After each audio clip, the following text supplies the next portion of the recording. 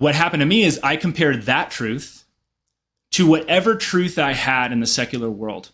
It was like, well, what truth did I have before this? What's their truth? And I looked at these things on scales and I was like, there was no truth. The secular world has no truth. It just throws up its hands, you know? And it's like Wallace talks about, I think David Foster Wallace talked about this, where he's like, everybody worships, you know? Everybody worships something. And so it's like everybody out there is worshiping something. They just don't even know it. And then at least in the church, in the Christian church, you're like being very deliberate about what it is. And you've defined it.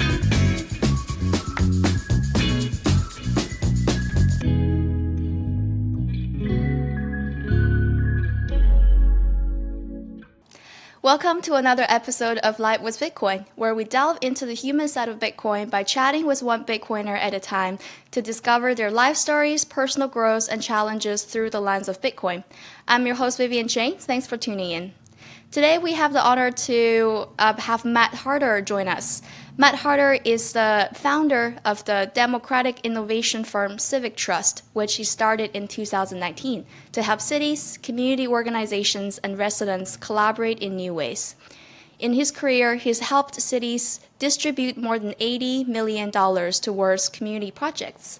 He spends his 20s in Costa Rica, mostly working on permaculture farms, and he recently relocated from New York to Boulder, Colorado, and is a passionate Bitcoiner. Welcome, Matt. Thank you. Glad to be here, Vivian. All right, let's get started. I wanted to hear your personal journey leading to this point. So tell me about yourself. What is your background? How did you find yourself interacting with Bitcoin? I'm originally from Southern California, a small town called Ojai. And in my 20s, I moved to Costa Rica. And when I was there, I started studying libertarianism. I was working on permaculture farms. And there's something about farming and permaculture that goes really well with sovereignty and community. And so I became interested in libertarianism. And when you become interested in libertarianism, you get interested in economics, because that's a huge part of libertarian theory, is basically Austrian economics. So I became very into that in my 20s. And then the manifestation of that for most Austrians, at least pre-Bitcoin, was gold. We were all interested in gold. And then I actually got an email from my dad a long time. It was 2013. And he was like, I just read in a newsletter that there's this new thing that's like a digital form of gold. And I want you to try and figure out how to buy one. And so he sent me $200, which was the price of Bitcoin at the time. He's like, go ahead and try and buy one. And I was living in New York and I was so broke and just like not feeling it that I just spent the money and I didn't do it. And then I felt really guilty. And then it spiked to like 1,000.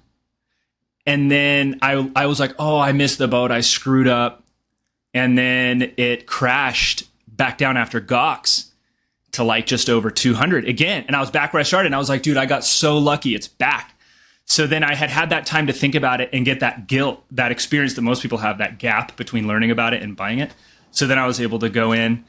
And that was the first part. And the second part of getting into Bitcoin was just a good friend of mine who worked on Bitcoin in New York, who was a theoretical physicist named Bob McElrath, who led BitDevs in New York. And him and I had been friends for many years. And so he was able to really go through Bitcoin with me kind of with a fine-tooth comb. So I was able to ask all my Austrian economics questions, and he's able to answer how technologically Bitcoin fulfills that. And so between those two experiences, I was able to get a lot of conviction in Bitcoin. Yeah. Let's start from permaculture and individual sovereignty and community. What is permaculture? Yeah, it's a design principle where it's an agricultural principle where you're trying to grow a diversity of things. So it's very against what's called monoculture, which is what we do in modern agriculture. It's like a field full of strawberries or a field full of corn. That's awful for the environment in so many different ways. And so with permaculture, you're like, okay, maybe I'm going to have corn. Here's a perfect example. You're like, okay, I want to have corn. But when you have corn, you have weeds. And so instead of spraying herbicide to kill the weeds, I'm going to just grow squash. And those big leaves that squash have will cover the soil. and suppress the weeds, right? But then you're like, well, if I want corn, I also need fertilizer. Well, so instead of spraying fertilizer, I'll grow beans with the corn. Beans actually have a fertilizing effect on the soil. Legumes do in general. So the beans will climb the corn like a trellis, because beans need something to be supported on, and they'll fertilize the soil. So now you've got these three plants growing together. This is called the Three Sisters, and the Native Americans used to use this design principle for growing the three, because you're going to get a lot more food, a lot of denser food per acre when you're growing this way. And then you don't need nearly as many inputs, and it makes the soil much more fertile. And so you take that theory and then you just blow it out into just like, okay, I want tree farms, I want all kinds of different fruits, I want all kinds of different stuff, but I want all of it to grow together harmoniously so that it's more productive, sustainable, better for the soil, etc. That's what permaculture is. And so you grow big farms like that. Well, it doesn't have to be big necessarily. You can grow a small farm like that, but it's common to have a community with several acres, 10 acres plus under cultivation that's like dense and highly diverse. Does it make any difference when it comes to harvesting? Because for modern agriculture, there's a lot of those automated process where you drive a very big machinery and then it kind of completes the harvest process automatically very fast. So if the beans are all like climbing up of the corn, does it make a difference in the harvesting process? Yeah, you basically can't mechanize it. It's a manual process, which I think is a beautiful thing. Like where I'm from in California, we have a majorly thriving farm industry, but it's not as much row crops like corn would be. And so, we have like a lot of berries, for example. Most of your strawberries are going to come from California. Raspberries, almonds. A lot of these things are very manual. The berry work is usually very manual. And so it's okay to have farm workers working the stuff. And like, yeah, it's a good lifestyle. If you're smart about how you grow everything, you can pay the workers well and do well yourself. You just have to find better clients. You can't sell your stuff at like Walmart, as like the way the cheap conventional food is sold. It's a value added type of food for sure. And how does permaculture link to community and freedom? Providing for yourself, disintermediation, and just sustainability, just thinking about like, okay, I've got this piece of land. I want it to provide for me now, and I want it to provide for me in the future. And so it forces you to think in terms of, low time preference, let's say, because you can't just spray it full of chemicals. Your story with Bitcoin is fascinating too. 200 to 1,000 and then back to 200. Lucky you. You didn't necessarily, it was a short period of, regret, but the past corrected itself for you. Were you that aware that you didn't put the $200 in when it went to 1,000? I think so, but he wasn't following it. So he didn't know. He just like read it in a newsletter from some gold bug and sent it to me and forgot about it. I think I told him and he was just like, yeah, whatever. Like, I don't care. I don't even remember what that is. To this day, he doesn't even really like Bitcoin. It was just a complete lark. It was random. It was just me getting lucky. Oh, really? Wow, interesting. How come he's not a Bitcoiner yet? Because now you're a Bitcoiner. Yeah, he just typical of many people, like he's just skeptical of the non-physical nature of it. You know what I mean? It's like gold, people can understand, and silver, people can understand. But if you're not tech savvy, if you're not comfortable with the internet, so to speak, just like all these different processes that take place away from the physical environment, if you're not comfortable with that, you're not going to be comfortable with Bitcoin.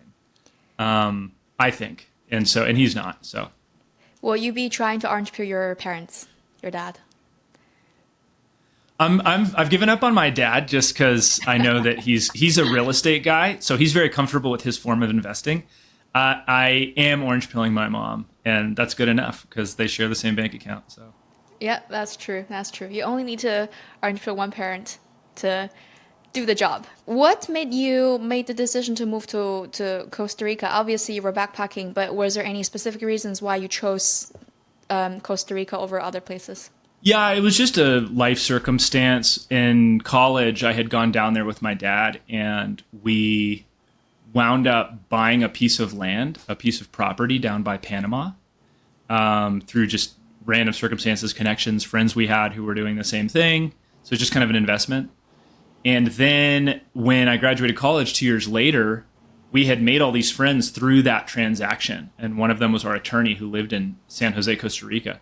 So when I first went to Costa Rica, I lived with them for like 6 months to learn Spanish.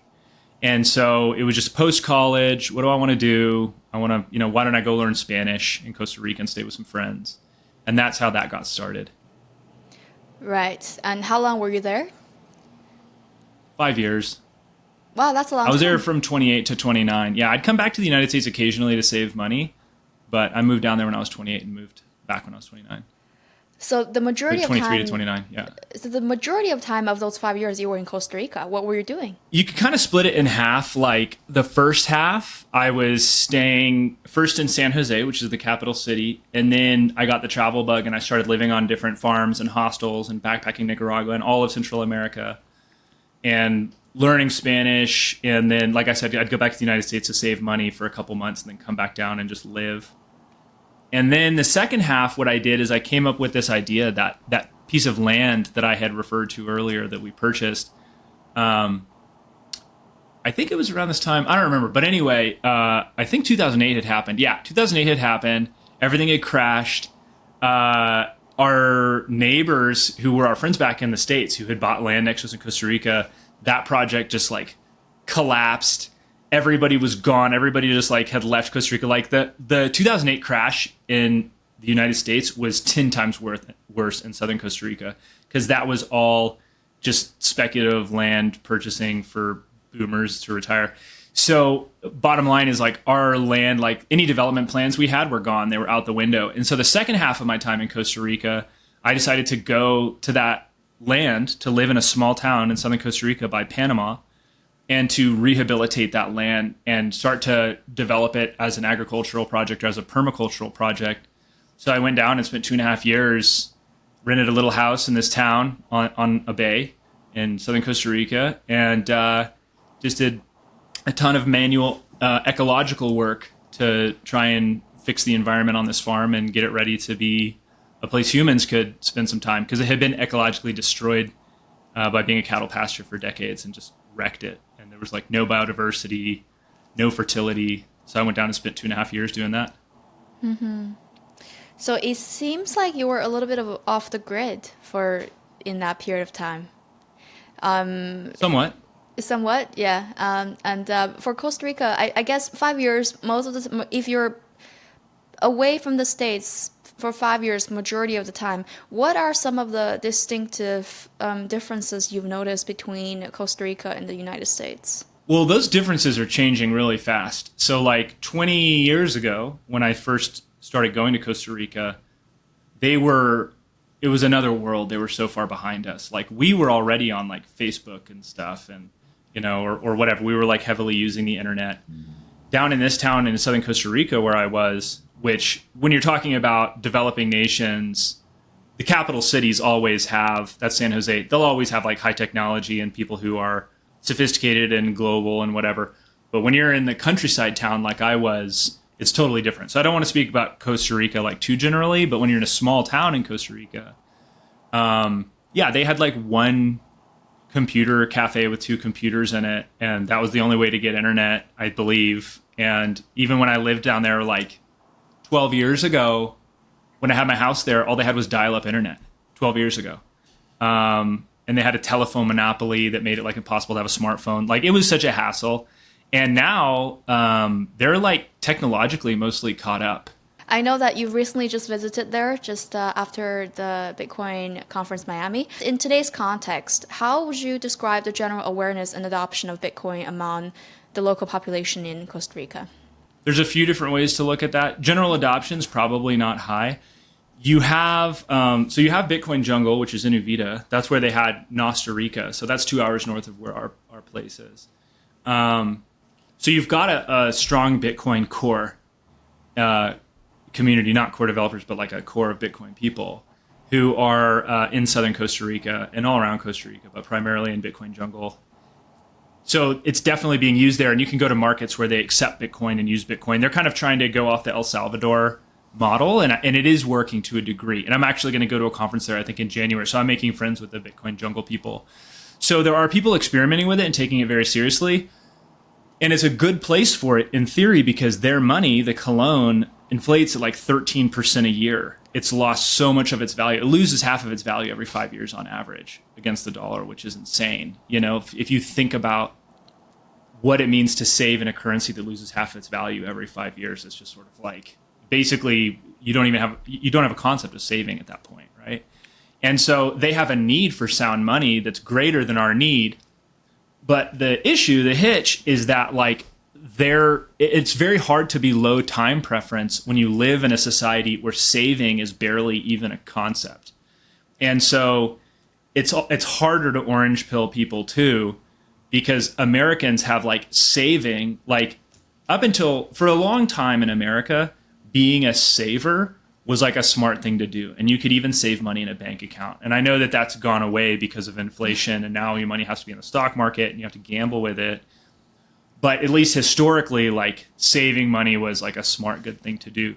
And so when we're trying to understand Bitcoin, like we have that model of saving. They barely have that model of saving down there. And so I think it's harder to orange pill them occasionally. So it's a good use case place because there's a high need for it, but the population can be a challenge. So we'll just have to wait and see.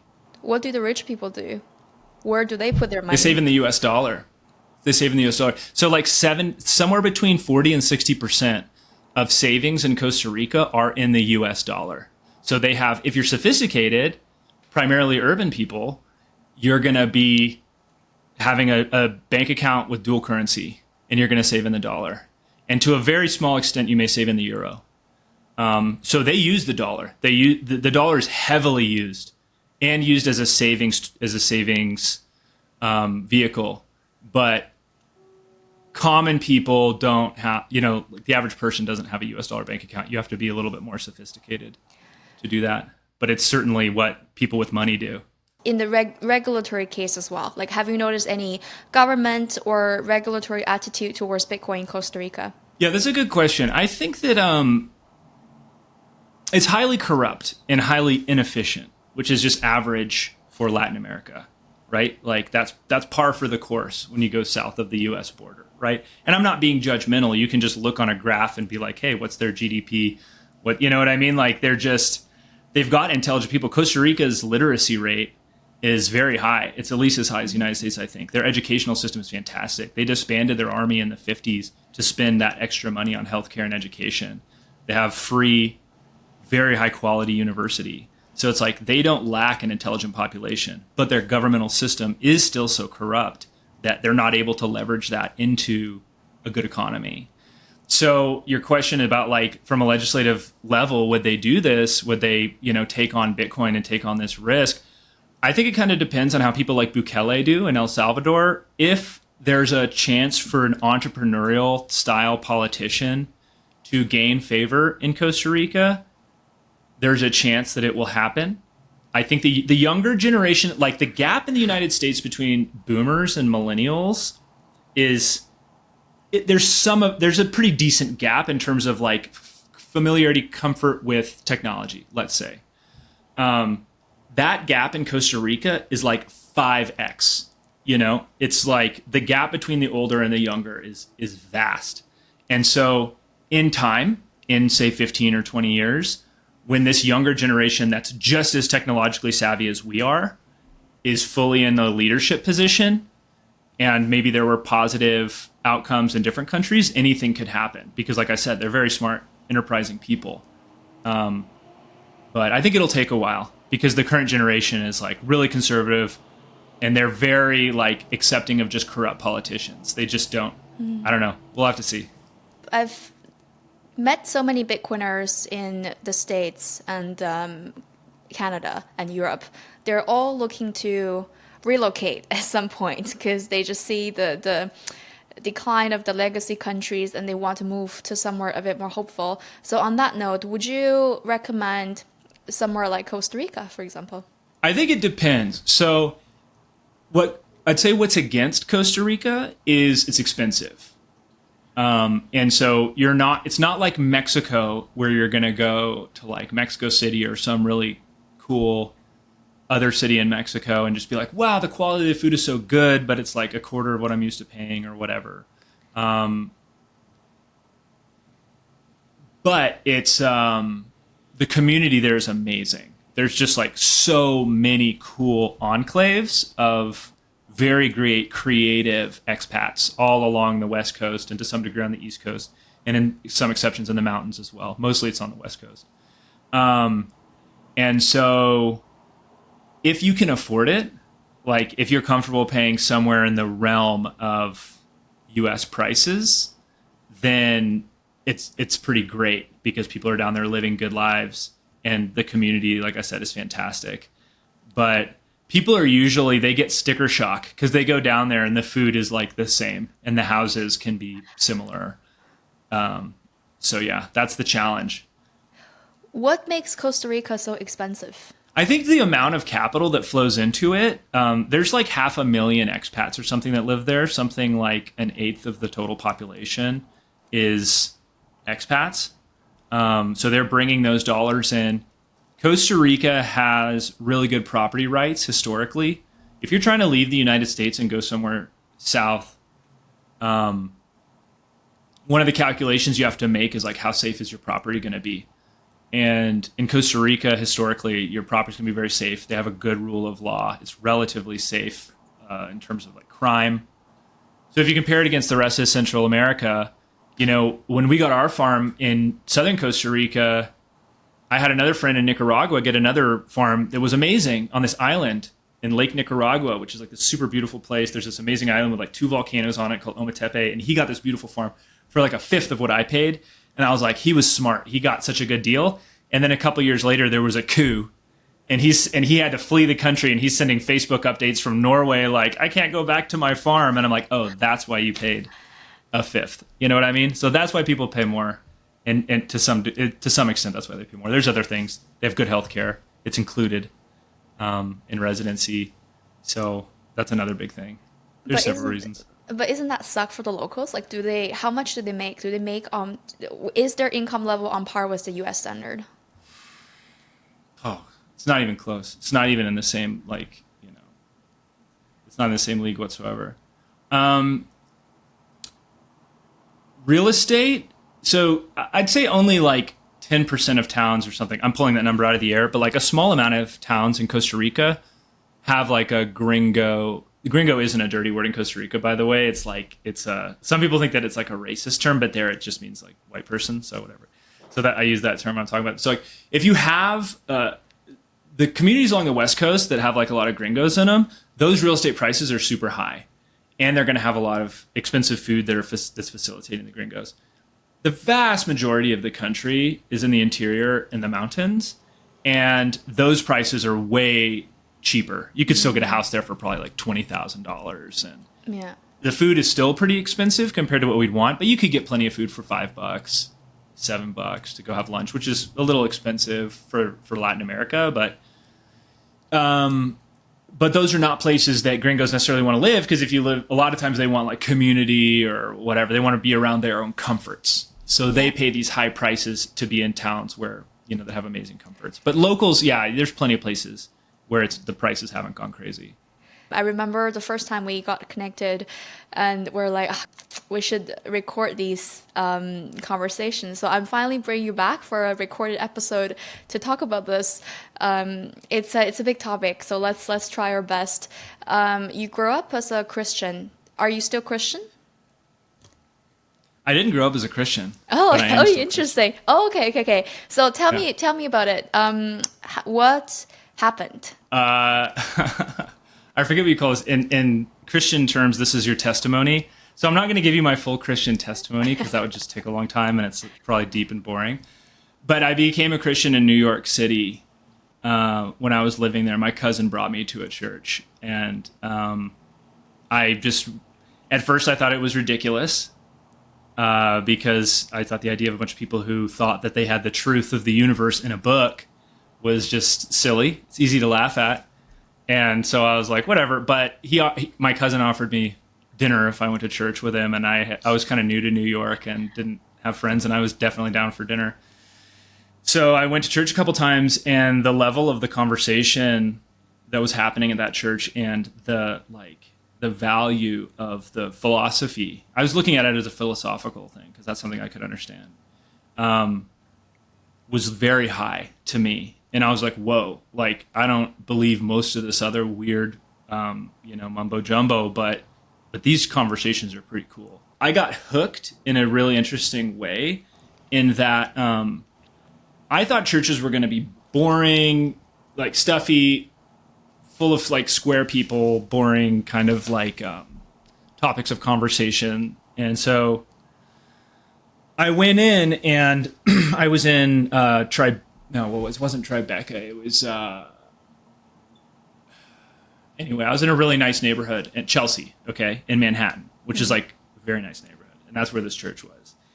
And I looked around the congregation, and there were like 300 people, and they were all like in their 30s and like pretty attractive and looked good, like 20s, 30s, 40s. And just like, I looked around, I was like, wow, this is an interesting group of people. This is a nice looking group of people, you know? And so first I was just like, just superficially, I was like, I didn't realize the church could be full of people that I just kind of thought would be kind of cool. And then that sermon, what happened was he had the church is called Church of the City. At the time, it was called Trinity Grace Church. And now that pastor has started a new church called Church of the City in New York. He was giving a sermon, and on his big projector, he had the cover of a magazine called Adbusters, which is an anti-consumerist, anti-capitalist Canadian magazine that's like super roots and like pretty radical. And I used to read it. And the issue was called Hipster, Dead End of Western Civilization. And it was about the emptiness of what was then called the hipster movement, which is now a long time ago, but like how it represented nothingness, basically. And I had bought that magazine and I had read that article. And here I am at a church in Chelsea, and this pastor is talking about this like really obscure article from an anti-consumerist Canadian magazine. Like that magazine is how Occupy Wall Street got started, for example. And I was looking around the room and I was like, I'm the only guy here who read this article that this guy's talking about. And that was interesting to me. You know, I was like, it just changed my paradigm. That I was like, wow, the level of conversations happening in churches can be like very informing. And then I came back the next week and he gave a sermon, and the topic of that sermon, or a major feature of it, was David Foster Wallace, who is an amazing author, and gave a graduation speech called This is Water. Yeah. Yeah. And so he was using that as a means of explaining his like theory. Again, I'm looking around the room. I'm like, how many of these people read David Foster Wallace? But the pastor did, you know? And David Foster Wallace, you know, he committed suicide. And I remember thinking to myself, I didn't think it was allowed for a pastor in church to talk about a guy who committed suicide. I thought my conception of Christianity was like, they would just be like, oh, he's a bad guy, don't talk about him. He screwed up. But instead, we're learning from like this extremely wise guy. So I had these experiences early on that flipped my concept of Christianity. I was like, whoa, we can have great conversations in here, and better conversations than I'm having outside of these walls. And that's what got me going. And that had me going for about a year. I went for about 2 years before I became a Christian. I just went to the groups, started like going to the mountains with people, hanging out, getting to know them. I was really cautious to just like get to know them and see how they acted and see how culty they seemed and how I felt about that. And like, it took me a long time to finally make the decision. I read the Bible fully. I think I basically read it cover to cover before I made the decision. Eventually that world becomes real to you. Essentially, what happens in that world is a conception of truth is offered to you. They're saying like, here's truth, right? And in the in the secular world, like truth is not offered to you. Truth is considered relative. It's like, she has her truth, they have their truth, but there's no like truth, right? And then you're in an environment where it's like, no, there's a truth. There really is. There's a truth. And it takes a long time of meditating on that, just the concept that there is one, It took me a long time to even accept that proposition. And then, so it took me a long time. And then eventually what happens is once you meditate on that enough and you spend enough time with people who act that out in their lives and you study it, what happened to me is I compared that truth to whatever truth I had in the secular world. It was like, well, what truth did I have before this? Yeah. What's their truth? And I looked at these things on scales and I was like, there was no truth. The secular world has no truth. It just throws up its hands, Mm-hmm. And it's like Wallace talks about. I think David Foster Wallace talked about this, where he's like, everybody worships, Yeah. Everybody worships something. And so it's like everybody out there is worshiping something. They just don't even know it. And then at least in the church, in the Christian church, you're like being very deliberate about what it is. And you've defined it. And that's uncomfortable. It's restricting in a way. But yeah, that was basically it. The fact that you didn't grow up as a Christian makes the conversation even more interesting, because you have to go through the entire period of Christian pilling yourself. Christian pilling, we take a Bitcoin term here. Yeah, Jesus pilling. Right, you mentioned several stereotypes that you previously hold for Christian people, and then kind of had your mind changed. Homophobic, warmonger, afraid of deep topics, like fear of like things that could upset your worldview. Just like orthodox, uncreative, uninnovative thinking in general. Just traditionalism to a fault. Fear of progress.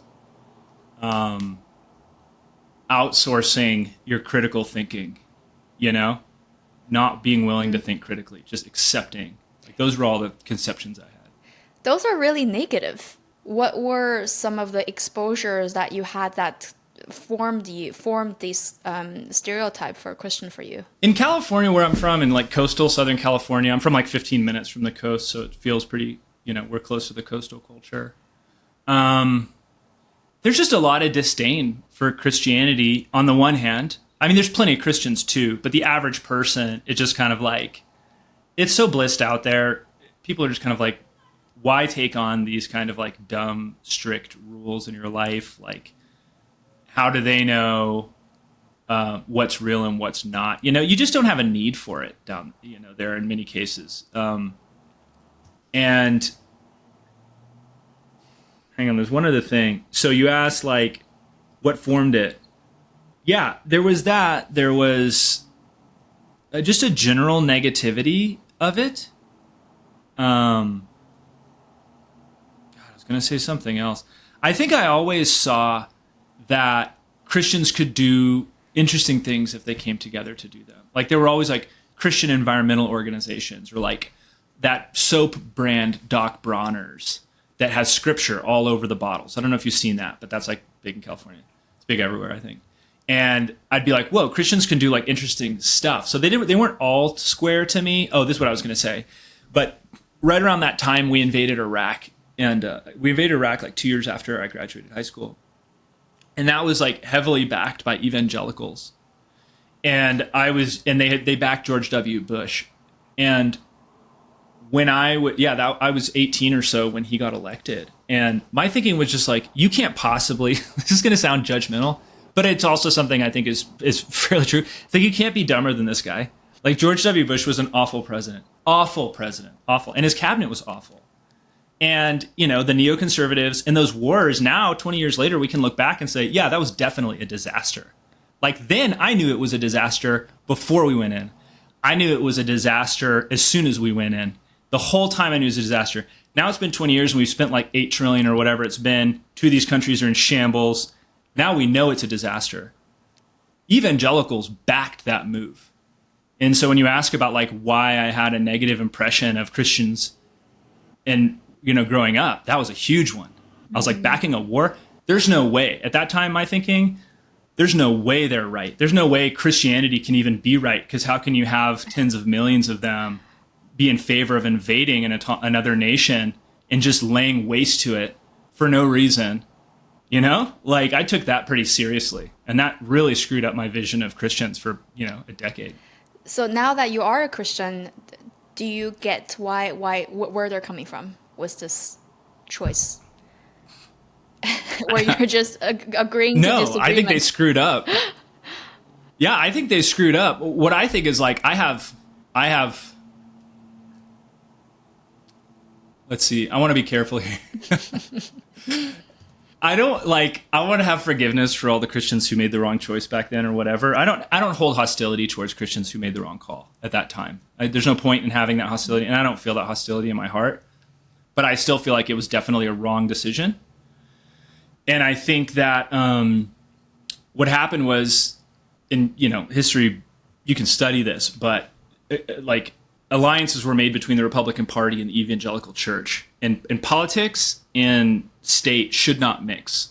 Like that should, Christianity and state, religion and state should not mix. So that was just a mistake. And I guess the way that I wound up finally realizing, like in that 2-year span of going to church and then becoming a Christian, one of the things I wrestled with was this topic. The conclusion I came to was just like, the church is just an institution like any other institution. Institutions can be very broken. They're all human. Just because it's based on the words of Jesus and the Bible, the Old Testament, doesn't mean that it's pure. It's not pure. It's totally broken. I mean, look at the Catholic Church. Just to get like uncomfortable with it, like we've seen, like the child abuse, right? Like it's a broken institution.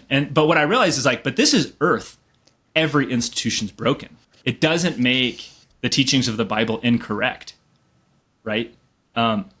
That's how you're going to have to deal with everything for the rest of your life. Every institution you work with is going to be broken, especially if it gets big enough and attracts that kind of power. Because if it gets powerful, it attracts the worst kind of people. We're experiencing that in the United States right now.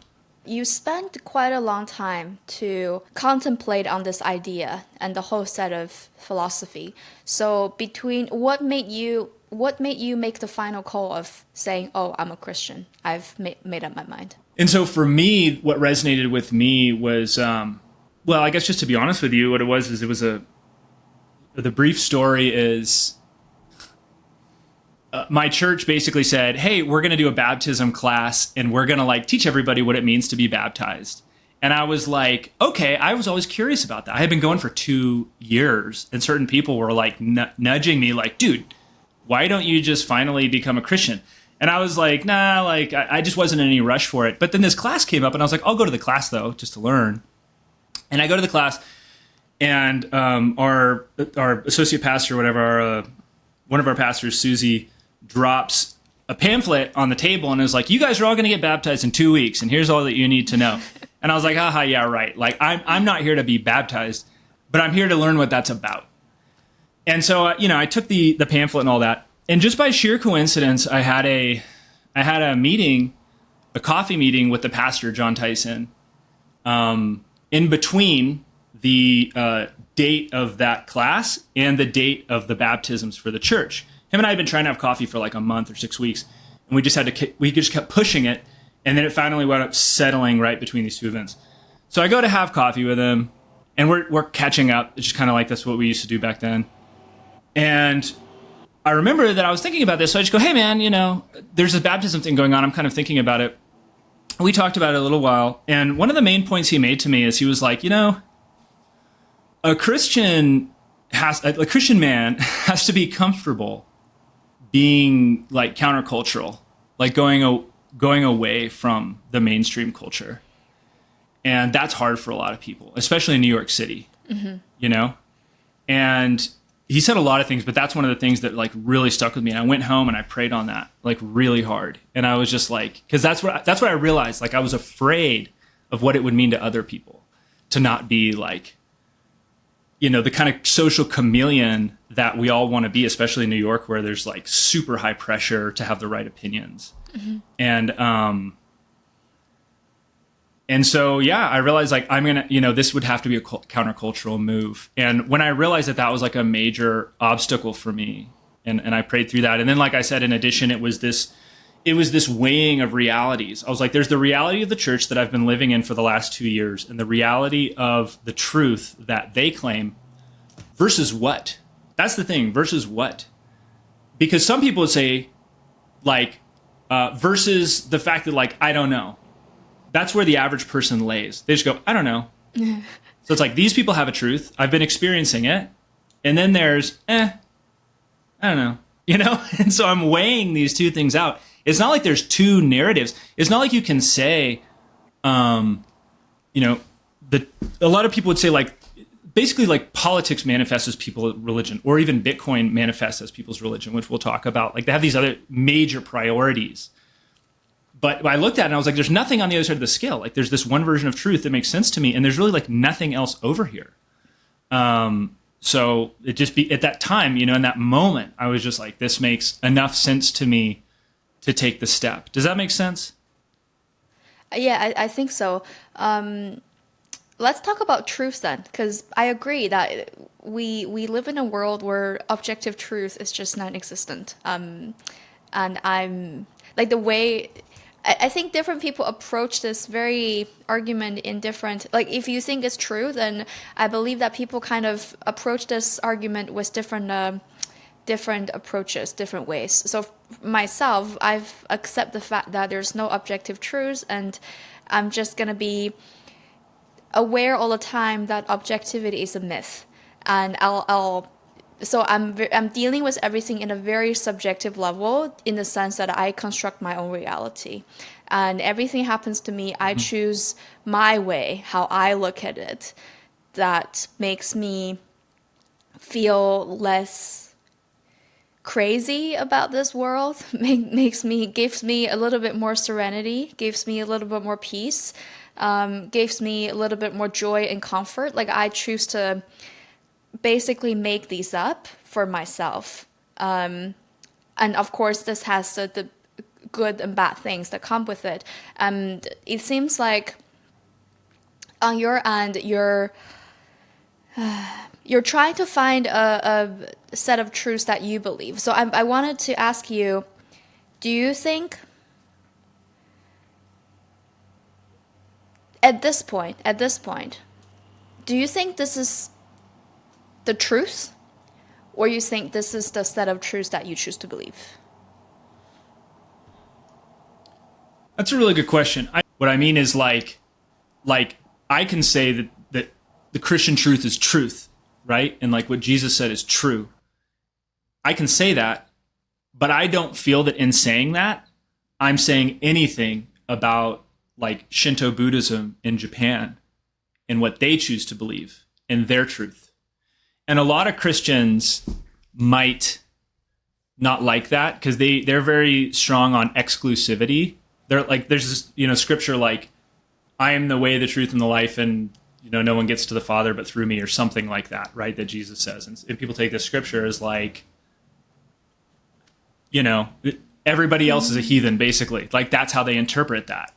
The way I choose to interpret, I'm not going to say how I interpret that exact scripture to get, you know, I don't want to get too deeply theological, because I'm not going to pretend that I'm even that theological. But my feeling is other truth systems may very well exist. You know, they may exist. It doesn't mean my truth, which is weird, because I don't feel relativistic, right? I don't think that, like, everybody has their own truths. There's a ton of supposed truths that are clearly not true. That's the trick, you know, because there's always paradoxes. You start to dig into these subjects and you'll find paradoxes everywhere. And that's one of them, is that there's definitely tons of false truths. We know that. But then what I'd also say is, but I'm not in the position to call all of them out and say everything is a false truth but my truth. Like, I just don't feel that way. So your question is, like, have I found the truth? I think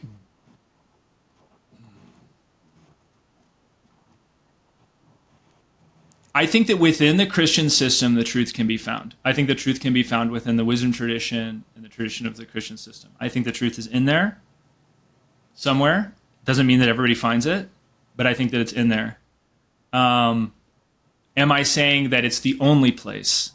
where the truth is. No, I'm also not saying that. Now that you're a Christian and you identify as a Christian, what are some of the behaviors or obligations that you fulfill regularly? Well, so after moving to Boulder, as you mentioned, I relocated from New York. I haven't found a new church. And so a church-going Christian, has various things. I'll talk more about that because I'm still in a new process. But so tithing is a big one. Giving away. Sorry? The average. Go ahead. Tithing. Do you know what that is? Yeah. You know what that is. Yeah. I don't. Okay. I don't know what that is. You don't? Oh, it's giving away 10% of your income to the church. Right. Yeah. So that's a behavior that's encouraged in the church, is giving away. So tithing is a behavior that, when my cousin first told me that he tithed, I thought he was crazy. I was like, dude, that's a car payment. But it teaches you non-attachment with money. Giving away money teaches you non-attachment with money. And so tithing is a big thing. Here's one, hanging around people that for other reasons than just that you like them, prior to going to church, everybody who was a friend was just a friend because I liked them. And when you start going to church, you're forced to deal with all of these people who you might not even like, but you have to do a community group together, or you have to organize an event together or whatever. And you realize how much there is to gain from working with people and being around people who are not the type of people you would normally choose. And that feels actually to me more like community in many ways than just the people that you think are funny or cool or can help you get ahead, which was previously the only people I hung out with.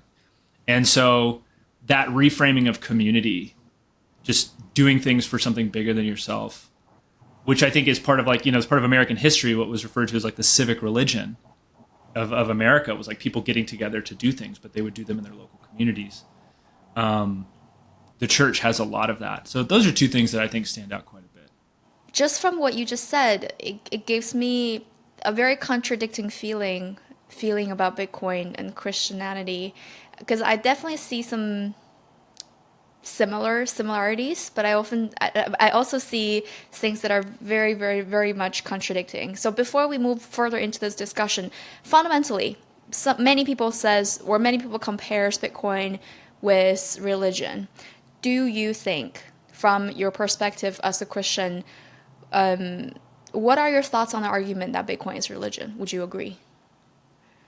I think that for a lot of people who don't have religion, Bitcoin has become a religion to them. It's become an idol to them. It's become the foundational truth in their life. So would you agree? Well, I guess you're making this true and not true for different people. So for those of whom who don't have a religion, maybe has become. But how about yourself? Do you see enough commonalities between Bitcoin and religion to agree with this very statement? Bitcoin's definitely not a religion. It's definitely not a value. It's definitely not a theory of everything that takes you to the history of the universe and why matter is created or exists, and whether we have souls and whether they survive death. These issues which religion takes on, Bitcoin doesn't even get close to any of that. But it fills a religion-size hole for people who don't have things like that in their life. What in Bitcoin makes it feel the void for? I think its sense of permanence, and that it is so based in principles. I think there's a group mentality of it that's very magnetic, where it's a lot of people have never been a member of a group that is also deeply aligned on a topic that they think evangelically, that they think could fix everything. Most people never experienced that. And so I think that Bitcoin allows people to experience that and to be part of that, part of the body of Bitcoin. And that feels like a religion to a lot of people. it feels absolute, right? Like Bitcoin fixes this, fix the money, fix the world, right? We're fixing the world. So this absolute pitch gives people, it gives it a religious image to certain people. Right. But I also see some and then on top of that, I'll add to this point is from my observation, is the sense of ritual. We as social beings, group living animals, we like to be a part of something, and we do the signaling of it. Historically, either through religion or any communities, they have, like, that's why we have a need for swags. We have a need for identifying that you're part of the group.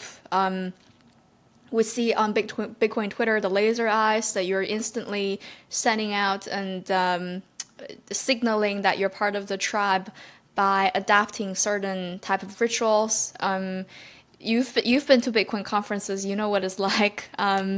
So it's a lot of those ritualities that human craves that maybe Bitcoin is the only place or is the major place where they get these ritual feelings. And I think that's deeply fundamental to peaceful feeling individual to approach their social life with a bit more substance and joy. And I think Bitcoin gives a lot of us that feeling. So definitely. But I also see some contradicting areas from what you're just saying. So you said Christians, they do this tithing. How do you spell it? Tithing, tithing. Tithing. Oh, tithing. Okay. So give away 10% of their paycheck. That's huge. That is huge. And basically you're saying that's a detachment from money, but Bitcoin is money. And yeah. Bitcoiners are stacking and they're accumulating money. Yeah. So how do you explain, like, it's such an interesting contradiction. So on this sense, like, where do you see yourself, like, leaning against more? Yeah, I mean, stacking sounds a lot like hoarding, Yeah.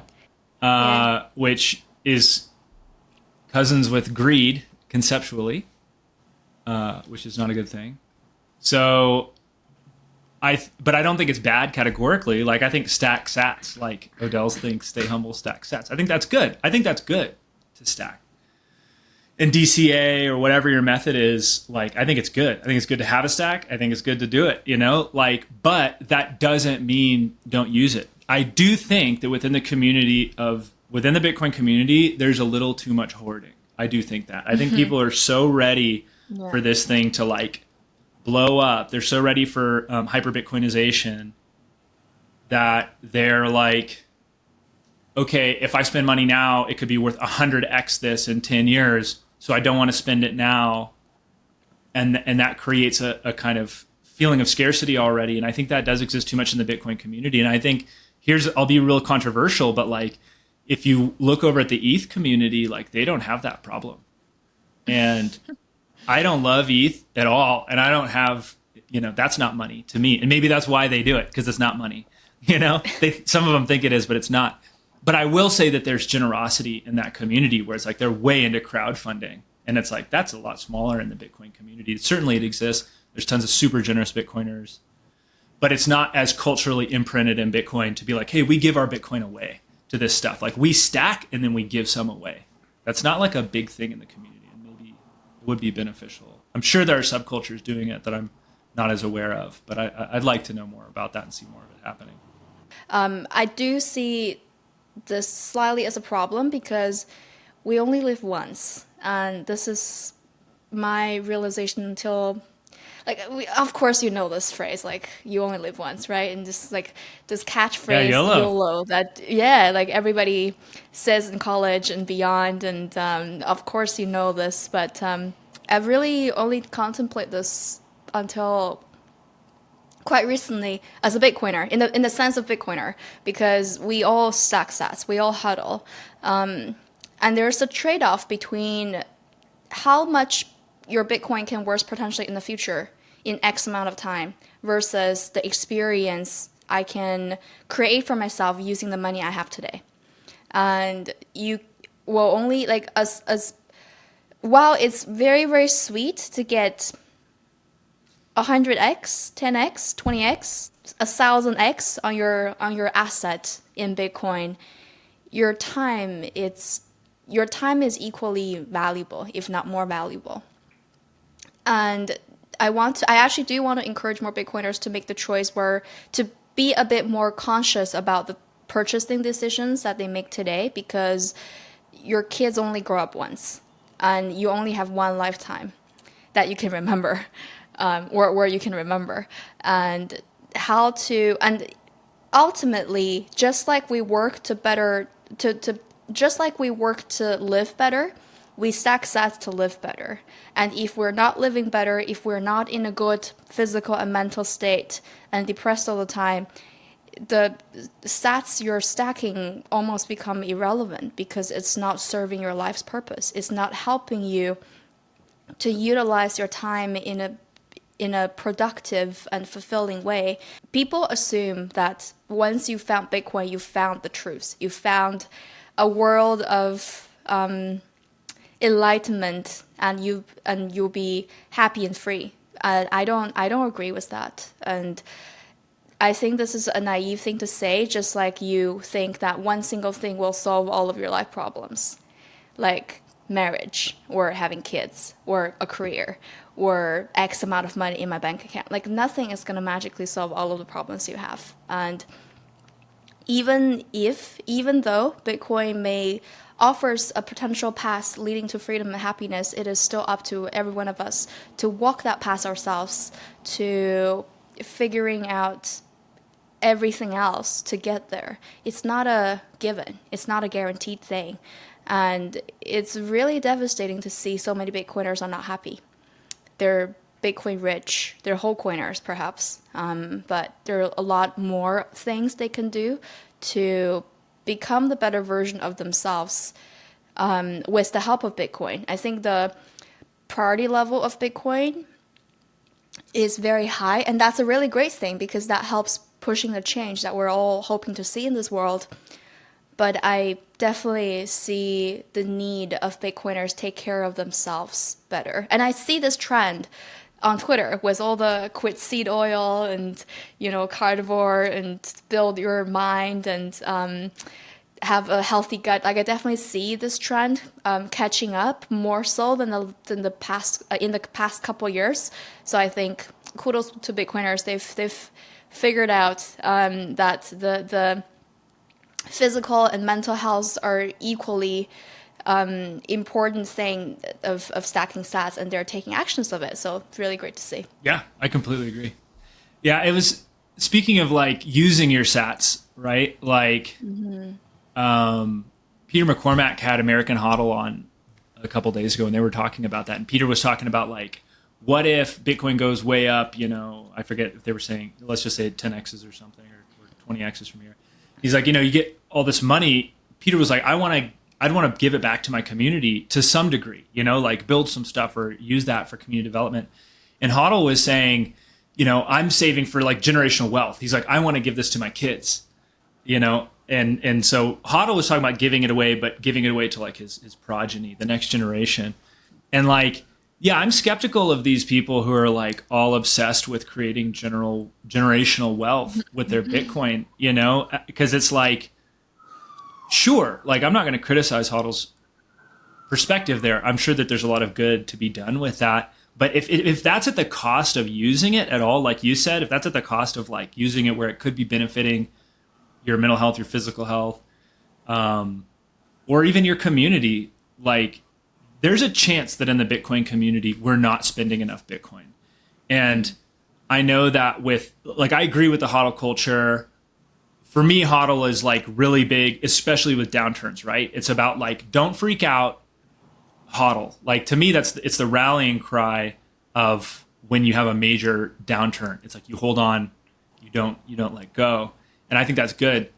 But there's a nuance there where it's like, yeah, but don't like cling to it, because I do just have this feeling within the Bitcoin community, like we might be clinging too hard to it. Whereas I think from a bird's eye view, a healthy financial system would have a lot of flow in it. I think it would have a lot of flow. I could be wrong, but I do think that I think that you could look at it and that's true, right? That we're like blessing the local businesses that accept Bitcoin. Like places will accept Bitcoin and then nobody uses it, and I get why. I mean, I don't want to use it either.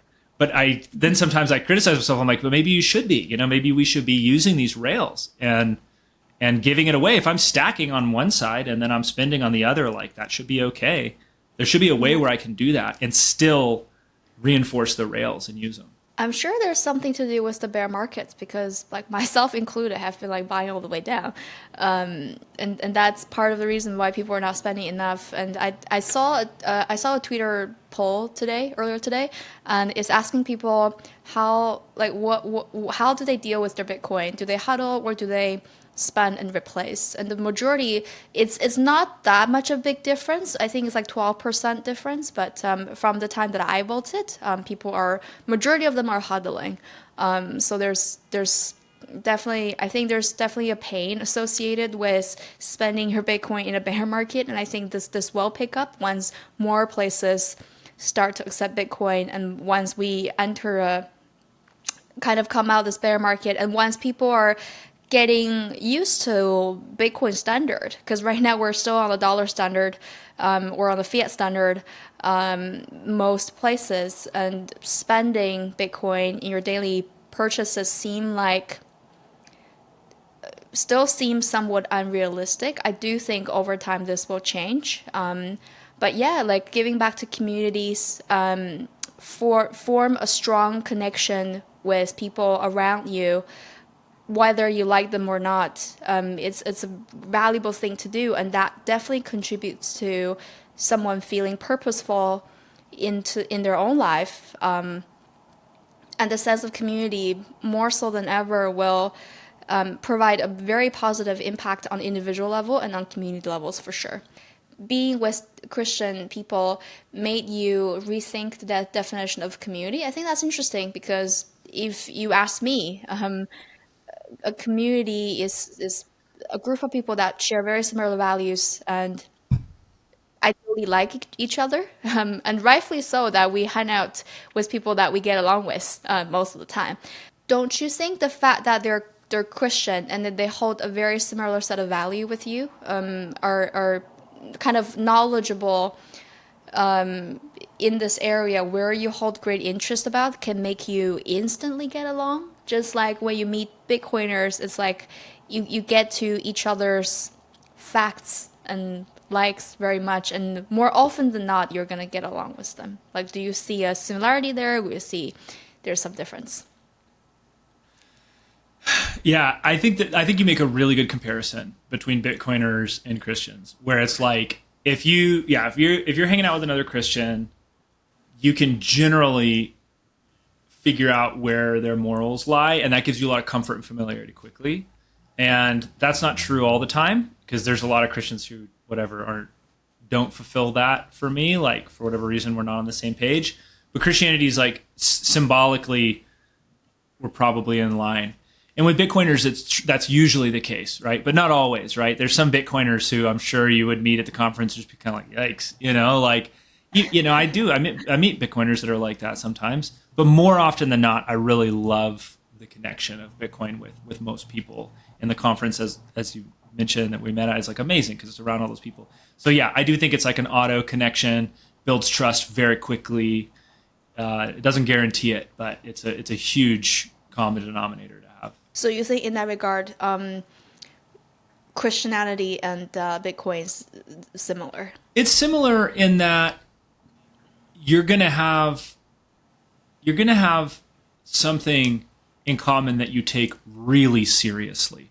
But I think that for some people that could even be like cars, It's like if you get two car nerds together that can look at a 1964 Chevy Chevelle or something, and they can start talking about all the components and compare it versus other things, those people are going to bond, right? They're going to want to go get a beer, because they've got this depth of something they're into. So I think that's just true of deep topics which people take very seriously.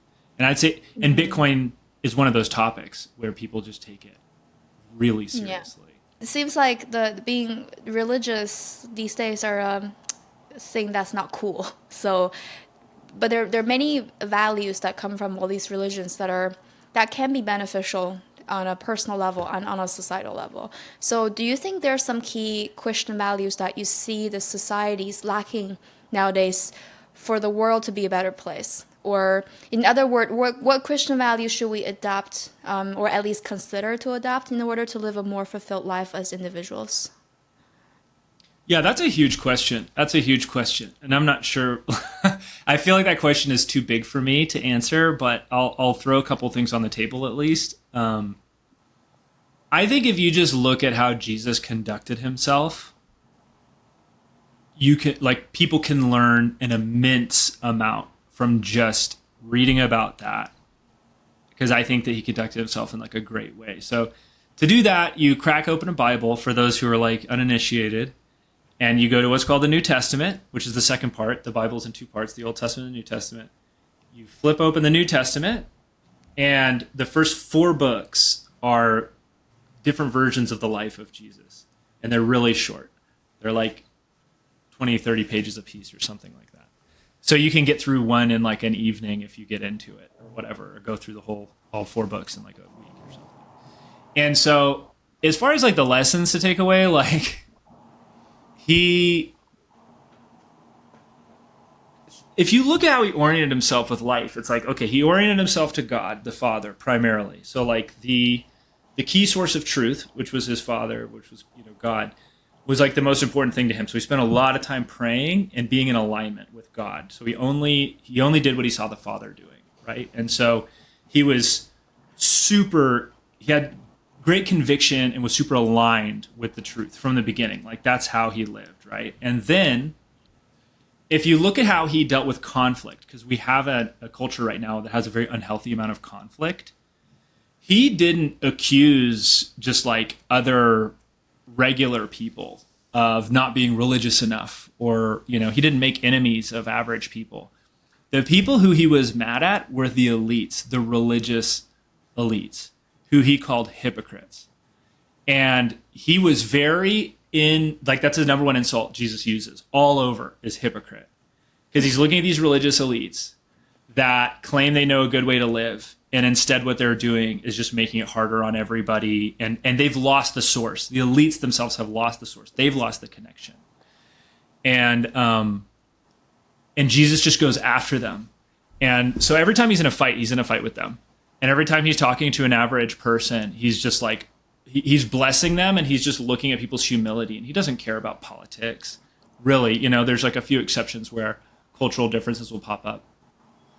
But I think that's a big thing. I think it's like, choose your enemy wisely, and there's too many people in America right now who think that the other party is the enemy. And really it's like the person in the other party is just like you. They just have a little different set of priors, but they probably want the same things you want. Their vision for society is a lot like yours, but that's not necessarily true of the elites. And I do think that I think that the Bible gets that right very well. There's a million things I could say about the Bible and the way that Christian teaching could benefit society, but that one comes to mind big. I guess I could just leave it there if that's a good enough answer for you. Yeah, definitely.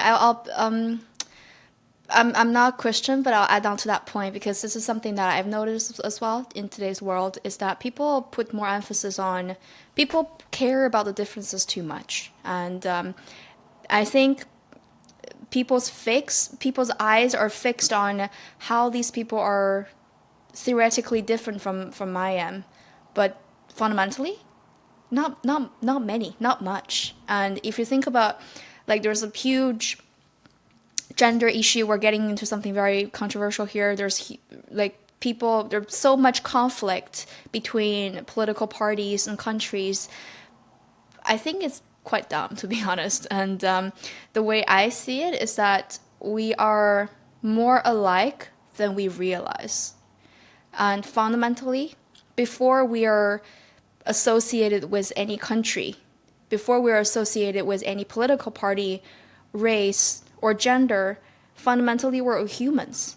And we, as humans, share more than we can possibly imagine. And we humans share more with a banana than more than we can imagine. And it's really not that much difference. And people approach certain groups with so much anger and resentment, which is just, in my opinion, sometimes just completely unnecessary. And they, like you said, they have to worship something. And a lot of people these days worship conflict. And they need to find themselves through the conflicts that they have with others. And that's the only way. But that shouldn't be the way. That shouldn't be the way that we find ourselves. They're more peaceful, more joyful, productive, and better for everyone ways to find ourselves a place in the world.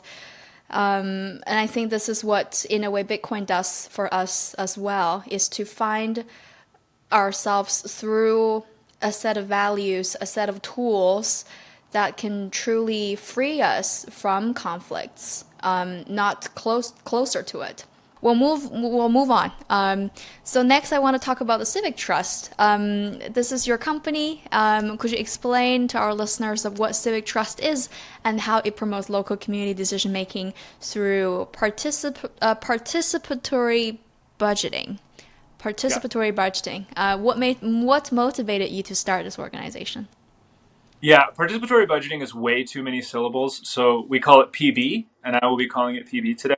So what it is I help practice participatory budgeting with cities. And so what they do is that process, what that means is they'll have a piece of the budget, and a common amount is like $1 million. And then I've got a website that we use where we go to the population and we say, what are ways that you would like to see a piece of this $1 million spent in your own neighborhood? So let's say we're targeting a park. The people who who live or work around that park, or who just spend time in it, or maybe you're part of like an advocacy organization, an environmental organization, just anybody who has contact with that park can give ideas like, hey, we'd like to see a fruit orchard. We'd like to see more benches, shade structures, murals, fix the dilapidated bathroom. Whatever these users are thinking, they put these ideas on the website. People can browse those ideas. Then we take those ideas after a month or two and we go to the city departments and we kind of go, hey guys, which one of these can we do and which ones can we not do? And so it's very realistic. It's not just getting people's preferences and ideas. It's like we go to the departments, we figure out what's doable, we price the doable ones, and then we go back to the population with a ballot and we go, hey guys, these are your ideas to fix up like your asset with public dollars. So what do you want? How do you want to spend this money? And the people vote. And then the outcome of the vote is enforced by the local city. They go and they install those projects. And so that's what we do. I did it in New York for 2 years before I started my own company. Then I started my own company. I've done it 2 years in Atlanta. And I've got another 2 cities that I'm going to be starting this fall. I can't quite announce it yet, but there's going to be 2 coming up this fall. And the reason I did it was just because I think everybody recognizes that the democracy in general isn't looking good. There's very few democracies in the world right now that people look at and are inspired. And they kind of go, wow, the people are very happy, or there's a lot of advancement or something. There's not a lot to get inspired by. And that leads to disengagement. And I realized that it's like the only way democracy really works is when people are willing to get involved. And what I think needs to happen is I think we need to have sort of an inversion of the way we do democracy. Right now, when people think of democracy, they think of like Donald Trump is a threat to democracy, or Joe Biden is senile. And, when they think of democracy, they think of like this far away leader that they don't like, or they think of a party that they don't like, or even if it's a party they do like, it's usually distant from them. And that's not what democracy really is supposed to be. Democracy is around being part of a local community. I'm interested in the civic part of democracy. So getting more involved in the place where you live. And when you do that, not only are you having a town which expresses your preferences in terms of the infrastructure and the way that it works, but you're gaining all kinds of civic skills. This also kind of goes along with the church thing. You're like working shoulder to shoulder with other townspeople, and those bonds that you form are extremely important for your well-being, to like eliminate loneliness in your life, to give you connections, to give you a sense of autonomy. I even think sovereignty, like if you look at the United States in its early days, sovereignty was like a huge thing. We had almost no government. Government was tiny, but we had extremely strong civic culture. Everybody got together to do stuff. And that was individualism back then. The concept of individualism was like, I'm responsible for myself, but I get things done in a group. And that to me is like, that's strong. That's what made us strong. And so I started Civic Trust with this idea of like, let's get refocused on local projects and working with local governments and working with each other. Can you give us one example of a successful project or initiative kind of facilitated by Civic Trust process? How does it work in a real life example? Yeah, well, the last one we did was in Atlanta, and they have a park there called Candler Park in District 2. And they had a very small budget this particular year. The year before they had $1 million that we spent. The next year they only had $50,000. And they said, but we want to try and do kind of a micro PB in this park. And so I said, great, let's give it a shot. Because sometimes you don't have very many funds, but you can still have a great opportunity, like a great time with the local community. And so we partnered with local organizations like the Parks Conservancy and the neighborhood organization and a trees advocacy group from Atlanta. They all came together and they said, well, we have stuff we want to get done in the park too. So we'll match funds with you, because I worked with the city council office. And so they said, if you, city council, can cut the red tape and get projects done, we'll match your funds. So we turned the $50,000 into $120,000, which was great. And then we had like 15 winning projects. We planted fruit orchards. We painted all the electrical boxes. We put statues in. We did weed abatement. I think we did some benches. We fixed an old pool that had been screwed up for a long time. All kinds of stuff that just like local people, they look around the space and they're like, this would be better if we could just whatever. So 15 winning projects. And again, got people involved with these local community groups too, because that's what we'd love to see happen. Is what I'd like to see it evolve into is people actually like the neighborhood organization coming and saying, you know, we'll match funds for like these 3 projects, which we want to work on. And then when somebody comes to vote or to give an idea, we let everybody know, hey, if you live in the neighborhood, this neighborhood organization is trying to do this work. So maybe you can go volunteer with them, or maybe you can, you know, learn about these civic groups. So we're actually reinforcing the civic culture. So we did a little bit of that, but I'd like to see more of that. But that was a successful project for sure. Sounds to me, it seems like this is you taking the permaculture approach to urban design, urban planning in a way. There's a lot in common. Because it's systems, you know? It's like in permaculture, you're thinking about fertility all the time. Like what's going to make these plants thrive? And you can't do it in an artificial way. You have to do it in like an organic way. And so I think when you look at communities, you can think about it a very similar way. Like what's the system that makes the community thrive? And what are the resources that are here? And how do we use them together? What challenges have you faced in implementing a process like this? And how are some ways to address them, in your opinion? Well, the challenges are basically just that cities are not used to devolving power to the population. So it's like if you work for the Parks Department or the Department of Transport, you might think that letting unprofessional residents of the town make decisions about their environment is, you know, wasteful or pointless. It might even, you know, if I'm honest, like I think some people in those positions have their ego wrapped up a little bit in being the expert, and they don't like the idea of a user, of just like an average park user calling shots.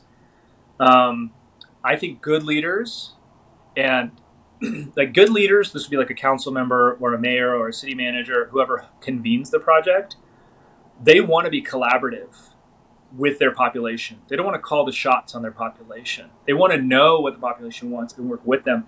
And I think that's true also of like any public servant. You know, the lion's share of the budgets remain with the departments. We're not trying to encroach on their budgets or have them do less. $1 million in the scope of things for a city budget is nothing. It's a fraction of a percent. You know, it's tiny. So they still have all of their autonomy, but it's like, but let the people have a little bit of contact, you know? And so I think the solution is like just trying to find people who have that collaborative nature. They're like, hey, this is a democracy. That means we want to include people, even if it's a little inconvenient, or even if I think I know more than them. And the truth is, when they do the project, what they realize is that no, the community generally knows more than the city employee, because they live there and they spend way more time there. Like, that's their park. The city employee might be overseeing 35 parks, but for them, this is their one park. And so crowdsourcing these ideas becomes very practical once you do it. Where to find you and follow your work? Yeah, just on Twitter at Matt_Harder, Harder. And you can go to civictrust.us. It's my website. Check out Civic Trust. And if you're interested, we could chat about participatory budgeting. Just DM me. Thanks a lot for sharing your experience and knowledge so openly. Thanks for tuning in. I'm your host, Vivian Chang, and this is Light with Bitcoin. I'll see you in the next episode.